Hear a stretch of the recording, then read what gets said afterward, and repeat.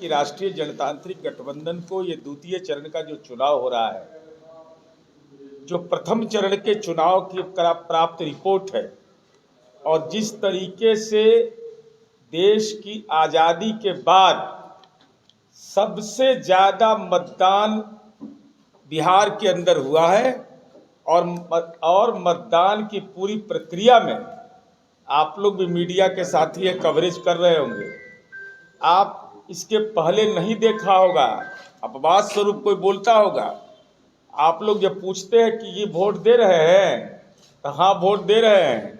किसको वोट दे रहे हैं? तो विकास को वोट दे रहे हैं। यह बताता है कि लोगों के अंदर विकास का मॉडल जो है वह प्रभावी है और यह प्रभाव इस रूप में दिखता है कि लोगों की जुबान से भी विकास की आवाज़ सुनाई पड़ती है।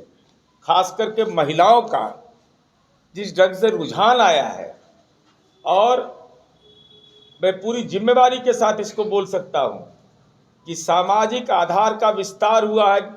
माननीय नीतीश कुमार जी के नेतृत्व में एनडीए की सरकार ने जो महिला रोजगार योजना लागू किया, पहले महिलाओं का जो वोट आता था या महिलाओं का जो रुझान था वह मध्यम वर्ग की महिलाएं, उच्च मध्यम वर्ग की महिलाएं, निम्न मध्यम वर्ग की महिलाएं नीतीश कुमार जी के द्वारा दी गई योजना, साइकिल, स्कॉलरशिप, पंचायती राज में आरक्षण, नौकरियों में आरक्षण, पुलिस बल में बेटी को आरक्षण, ये सकारात्मक था। लेकिन सामाजिक आधार का यह विस्तार हुआ है कि 10,000 रुपया जो महिला रोजगार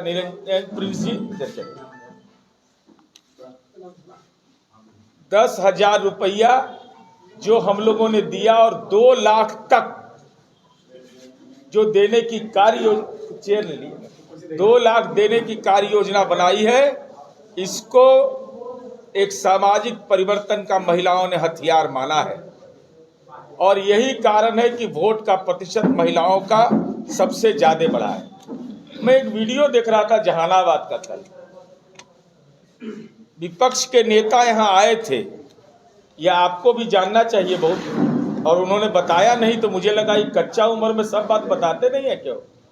4 राज्य में इस आदमी पर मुकदमा दर्ज है, इंटर स्टेट पॉलिटिकल क्रिमिनल है यह मेरा सीधा आरोप है। तेजस्वी यादव पर बिहार, उत्तर प्रदेश, महाराष्ट्र, दिल्ली में मुकदमा दर्ज है। अंतरराज्यीय आर्थिक और राजनीतिक अपराध के जिस पर आपराधिक मुकदमा दर्ज हो, कच्ची उम्र है इनकी, 36 वर्ष उम्र हो गया, 2 बाल बच्चा इनको है, ये भी कच्चे हैं। तो पक्का कब होइएगा? पक्का होने का उम्र क्या है आपका? ये जो लोगों के बीच एक भ्रम पैदा करते हैं, और यह बताना चाहिए था तेजस्वी यादव को कि एक परिवार में 4 आदमी रोजगार करेगा राजनीति का। इस साटा है, सामंती साटा है। कोई किसान और खेत मजदूर का बेटा या श्रमिक का बेटा के घर में 4 लोग नहीं, राबड़ी देवी भी राजनीति करेंगी, लालू जी भी राजनीति करेंगे, मीसा भारती भी राजनीति करेगी, रोहिणी आचार्य को बुला के राजनीति कर लीजिए। राजनीति तो आपने रोजगार बना दिया, और उस रोजगार के बारे में आपने क्यों नहीं बताया? 813 करोड़ 87 लाख 812 रुपया तेजस्वी यादव ने अपनी संपत्ति की घोषणा की। हम तेजस्वी यादव से यह जानना चाहते हैं, जो आपने हलफनामा में यह कहा है कि 13 करोड़ 87 लाख 812 रुपया की मेरी संपत्ति है, अरे कानूनी कार्रवाई करने का तो कोर्ट को हक है। माननीय लालू प्रसाद जी होटवार जेल में कैद थे, कैदी नंबर 3351 के विभूषित किए गए तो न्यायपालिका ने उनको जेल भेजा, और HD देवगौड़ा की सरकार उन्हीं की सरकार थी, दिल्ली में उन्हीं की सरकार, चारा घोटाला के मामले में उसी समय अभियुक्त बने। तो कार्रवाई तो हमने करके दिखा दिया सरकार ने, न्यायपालिका ने, लेकिन लोकतंत्र तो लोकलाज की प्रक्रिया से चलता है। हमने नौकरी के बारे में बोला है कि नौकरी के बारे में यह कहते हैं हमने नौकरी दी, तो तो हमने डेट बता दी है और पूछा कि शिक्षा मंत्री का हस्ताक्षर दिखाइए। चूंकि शिक्षा विभाग में नौकरी सबसे ज्यादा हुआ, तो पद सृजन के लिए आपने कौन संचिका संख्या है, उसका डेट क्या है, शिक्षा मंत्री का हस्ताक्षर कहाँ है।